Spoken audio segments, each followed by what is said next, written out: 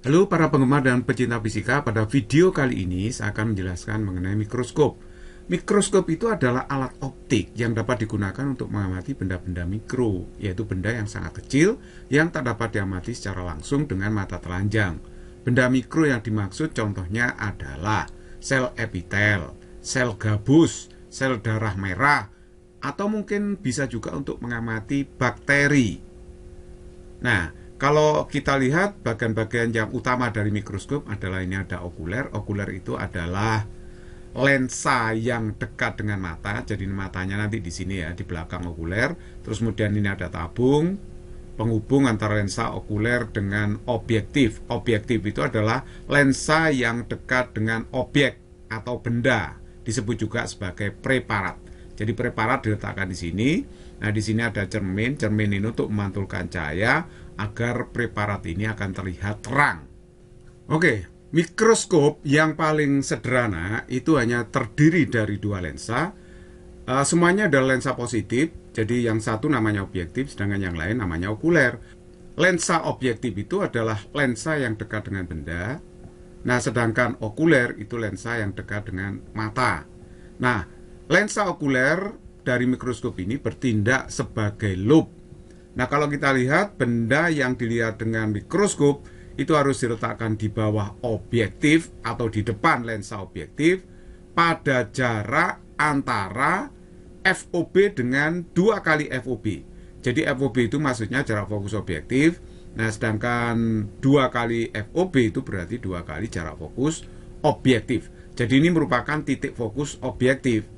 Jadi kalau saya tulis seperti ini ya, bahwa jarak benda ke lensa objektif itu di antara jarak fokus objektif dan 2 kali jarak fokus objektif. Artinya benda ini harus diletakkan di ruang 2 lensa objektif.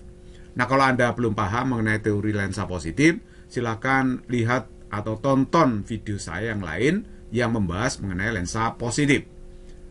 Nah, perhatikan di sini ya, benda di ruang 2 pada lensa objektif ini akan memiliki bayangan di ruang 3. Ruang 3 itu ada di belakang lensa objektif. Jadi ini terletak di ruang 3 di sini dan sifatnya adalah terbalik. Bayangan yang dihasilkan objektif ini kan benda bagi okuler.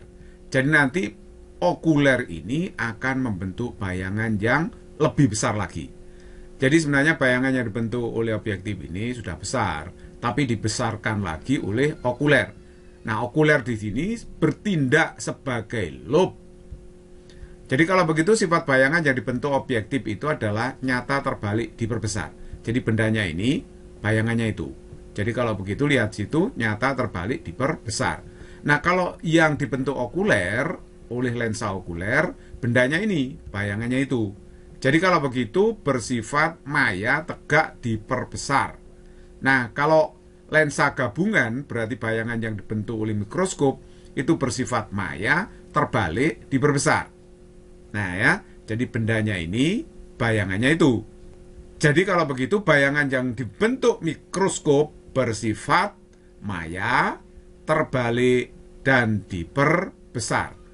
Bayangan yang dibentuk mikroskop memang terbalik, tapi itu tidak masalah. Karena yang kita lihat kan benda-benda yang tidak berujung pangkal. Nah, contohnya adalah sel epitel, terus kemudian sel darah merah. Ya, tidak masalah kan?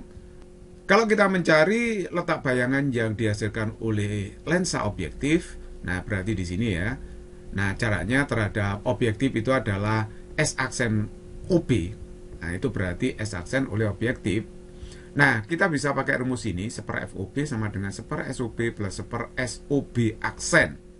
Nah, sedangkan bayangan yang dibentuk oleh okuler, kita bisa mencari pakai rumus ini, seper FOK sama dengan seper SOK plus seper SOK aksen. Jadi kalau kita lihat di sini, SOB adalah jarak benda ke objektif, SOB aksen atau S aksen OB itu jarak bayangan objektif ke lensa objektif. Nah, sedangkan jarak benda ke okuler namanya SOK, sedangkan jarak bayangan yang dibentuk okuler terhadap lensa okuler adalah S aksen OK. Nah, rumus ini adalah rumus lensa tipis. Nah, ini sudah saya tulis ya, FOB itu jarak fokus objektif, SOB itu jarak benda ke lensa objektif, S aksen OB itu jarak bayangan ke lensa objektif. Nah, kalau FOK jarak fokus okuler, SOK itu jarak benda ke lensa okuler, sedangkan SOK aksen atau S aksen OK ya, jarak bayangan ke lensa okuler. Nah, kalau D itu adalah panjang tabung mikroskop. Nah, panjang tabung mikroskop itu jarak objektif dengan okuler. Nah, jaraknya itu adalah SOB aksen ditambah dengan SOK. D itu panjang tabung mikroskop, nanti satuannya meter dalam SI. Nah, oke. Kalau kita mencari perbesaran objektif, kita bisa menggunakan rumus F objektif sama dengan S aksen OB per SOB. Jika kita mencari perbesaran okuler tanpa akomodasi, maka M okuler itu sama dengan SN per FOK, di mana SN itu merupakan titik dekat mata. Kalau mata normal diisi 25 cm. FOK itu adalah jarak fokus okuler. Jika melihat bayangan dengan akomodasi maksimum, maka M okuler itu dirumuskan SN per FOK ditambah dengan 1. SN atau PP, ini singkatan dari punctum proximum, itu adalah titik dekat mata. Kalau mata normal diisi 25 cm. Nah, bisa saja berakomodasi pada jarak X. Nah, X itu adalah jarak bayangan akhir ke mata. Karena mata biasanya sangat dekat dengan okuler, hampir nempel gitu ya, hampir nempel. Oleh sebab itu sebenarnya nilai harga mutlak dari SOK aksen, harga mutlak dari SOK aksen itu akan sama dengan nilai dari X itu. Nah, kalau akomodasi pada jarak X itu berarti M okulernya nanti dirumuskan SN per FOK ditambah SN per X. Nah, jadi X itu sudah saya tulis ini, X itu merupakan jarak akomodasi, satuannya adalah meter. Oke, kalau perbesaran mikroskop berarti gabungan lensa objektif dengan okuler, itu perbesarannya adalah ya M objektif dikalikan dengan M okuler, gitu ya. Oke, kalau cara melihat bayangan dengan tanpa akomodasi itu artinya S aksen OK itu sama dengan min PR. Nah, kalau mata normal PR-nya itu diisi tak hingga. SN-nya itu 25 cm ya. Jadi kalau begitu SOK aksennya itu minus tak hingga. Kenapa min? S aksen OK itu min karena bayangan yang dibentuk okuler itu bersifat maya. Makanya di sini diberi tanda min ya. Nah, kalau SOK aksennya atau S aksen OK itu minus tak hingga, maka akibatnya SOK itu sama dengan FOK. Ini artinya bahwa bayangan yang dibentuk oleh lensa objektif itu harus tepat jatuh di fokusnya okuler gitu ya. Nah, karena di sini SOK itu sama dengan FOK, maka panjang tabung mikroskop itu bisa dirumuskan SOB aksen ditambah dengan FOK. Ingat ya, SOK sama dengan FOK kalau melihat tanpa akomodasi mata normal. Nah, M-nya itu berarti nanti MOB dikalikan MOK. Ini adalah perbesaran mikroskop. Jadi kalau begitu MOB itu S aksen OB dibagi SOB, sedangkan MOK-nya diisi SN per FOK gitu ya. Ingat tadi kan tanpa akomodasi itu MOK kan SN per FOK. Nah, terus kemudian yang kedua, kalau melihat dengan akomodasi maksimum, di mana kondisi lensa mata itu paling cembung, berarti berakomodasi maksimum. Nah, S aksen OK-nya itu diganti min SN nanti. Nah, SN itu adalah titik dekat mata. Nah, artinya bahwa jarak mata, jarak akomodasi, jarak mata ke bayangan akhir, X itu harus sama dengan SN ya. Nah, kalau SOK aksennya itu sama dengan min SN dengan menggunakan rumus seper FOK sama dengan seper SOK plus seper SOK aksen, tadi yang sudah saya jelaskan, maka nanti SOK-nya ketemu seperti ini. FOK kali SN per FOK plus SN. Nah, D-nya kan ini rumus umumnya. Jadi kalau begitu D-nya, SOK-nya ini bisa saya ganti persamaan yang atas ini. Sehingga saya dapatkan D-nya adalah S aksen OB ditambah FOK kali SN per FOK plus SN.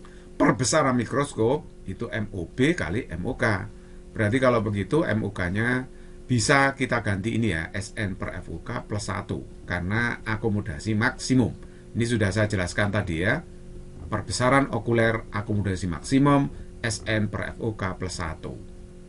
Oke, terus kemudian yang ketiga, bagaimana kalau berakomodasi pada jarak X? Sekali lagi, X itu sebenarnya adalah jarak bayangan akhir ke lensa okuler. Karena mata sangat dekat dengan okuler, dianggap nempel gitu ya. Jadi kalau begitu, SOK aksennya atau S aksen OK saya ganti dengan min X. Nah, kalau min X, nah X-nya itu harus terletak di antara titik dekat mata dan titik jauhnya. Kalau mata normal, SN-nya 25 cm, mata normal PR-nya tak berhingga. Nah, kalau kita rumuskan nanti SOK-nya bagaimana kalau SOK aksennya itu min X, maka SOK-nya ini FOK kali X per FOK plus X dengan menggunakan rumus lensa tipis tadi ya. Sehingga D-nya itu adalah S aksen OB ditambah dengan FOK kali X per FOK plus X. Sehingga perbesaran mikroskop itu bisa dirumuskan seperti ini ya, M objektif kali M okuler. Nah, kalau M objektifnya tetaplah S aksen OB per SOB, sedangkan M okulernya kalau melihat dengan akomodasi pada jarak X ya SN per FOK plus SN per X. Tadi sudah saya katakan bahwa lensa okuler itu bertindak sebagai loop. Makanya kalau Anda lihat perbesaran okuler itu sama dengan perbesaran loop. Tetapi karena mata sangat dekat dengan okuler, sehingga jarak loop ke mata itu dianggap 0. Sehingga MOK-nya itu jadi seperti ini. Nah, sebenarnya bagaimana perbesaran loop itu, rumus umumnya. Nah, lihatlah video saya sebelumnya yang membahas mengenai loop atau kaca pembesar. Untuk lebih jelasnya saya akan memberikan contoh soal. Contoh soal yang pertama, ini ada sebuah mikroskop memiliki jarak fokus objektif 0,9 cm. Sebuah benda diletakkan di bawah objektif pada jarak 1 cm. Panjang mikroskop 11,5 cm dan pengamat bermata normal melihat tanpa akomodasi. Perbesaran total mikroskop adalah berapa? Ayo kita jawab.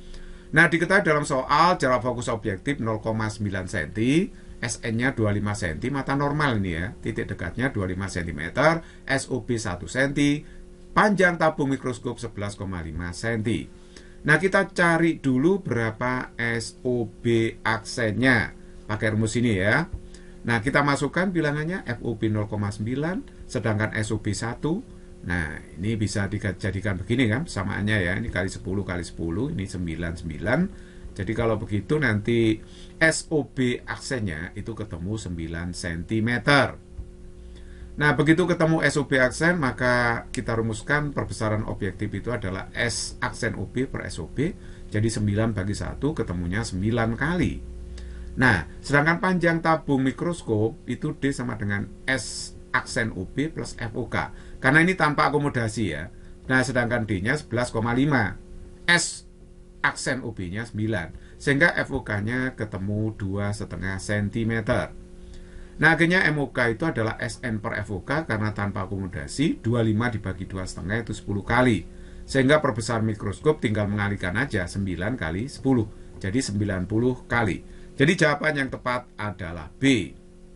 Nomor 2, seorang siswa bermata normal sedang mengamati kloroplas dengan mikroskop yang memiliki jarak fokus lensa objektif 1,8 cm dan jarak fokus lensa okuler 2,5 cm. Kloroplas yang diletakkan pada jarak 2 cm di bawah lensa objektif terlihat kloroplas memiliki diameter 0,9 mm. Jika siswa tersebut melakukan pengamatan dengan mata tak berakomodasi, maka diameter kloroplas sebenarnya saat dilakukan pengamatan adalah berapa? Nah, kita jawab ya. Jarak fokus objektif diketahui, okuler tahu, SOB tahu 2 cm, SN-nya mata normal 25 cm. H aksen ini adalah diameter bayangan dari kloroplas 0,9 mm. Saya simbolkan H aksennya. Nah, kita cari dulu berapa nilai SOB aksennya atau S aksen OB pakai rumus yang tadi. Ini sudah saya masukkan bilangannya. FOB, SOB saya masukkan. Nah, nanti kalau kita hitung SOB aksennya, nah itu ketemu 18 cm. Nah, terus kemudian MOB itu adalah SOB aksen per SOB, yaitu 18 bagi 2, ketemunya 9 ya. Nah, itu MOB. Kalau MOK karena melihat tanpa akomodasi, berarti SN per FOK, SN-nya 25, mata normal, FOK 2,5 dibagi 10 kali. Jadi kalau begitu perbesarannya adalah 90 kali. Nah, sekarang kita mencari diameter yang sesungguhnya pakai ini ya. M sama dengan H aksen per H untuk lensa tipis. Nah, jadi kalau begitu M-nya itu adalah 90, H aksennya itu adalah 0,9, ini adalah diameter bayangan, H itu adalah diameter sesungguhnya. Jadi kalau begitu hanya ketemunya adalah 0,01 mm atau 10 mikrometer. Jadi jawaban yang tepat adalah D. Nomor 3, panjang fokus lensa objektif dan okuler sebuah mikroskop berturut-turut adalah 1 cm dan 6 cm. Jika mata hipermetrop dengan titik dekat 30 cm melihat bayangan dengan akomodasi maksimum dan jarak lensa objektif dan okuler 25 cm, maka perbesaran total mikroskop itu adalah berapa? Nah, diketahui F objektif 1 cm, F okuler 6 cm, D-nya itu 25 cm, titik dekat mata 30 cm. Nah, kalau berakomodasi maksimum, maka S aksen OK-nya itu sama dengan min SN. Jadi bayangan akhir harus jatuh di titik dekat mata. Tandanya min karena bayangan yang dibentuk okuler itu bersifat maya. Jadi ini min 30 cm. Nah, SOK aksennya saya masuki di sini ya, min 30, F okulernya 6. Nah, nanti kalau kita hitung hasilnya S okuler adalah 5 cm. Nah, setelah ketemu SOK-nya, D itu kan S aksen OB plus SOK. Jadi D-nya 25, sedangkan SOK-nya kan di sini ketemu 5 ya. Jadi kalau begitu saya dapatkan S aksen OB adalah 20 cm. Nah, terus kemudian kita cari SOB-nya ya. Setelah SOB aksen ketemu, jadi kita masukkan FOB itu 1, sedangkan S aksen OB itu 20. Nah, nanti hasilnya SOB adalah 20 per 19 cm. Nah, sekarang kalau mencari perbesaran M objektif itu adalah S aksen OB dibagi SOB, yaitu 20 dibagi 20 per 19, hasilnya adalah 19 kali.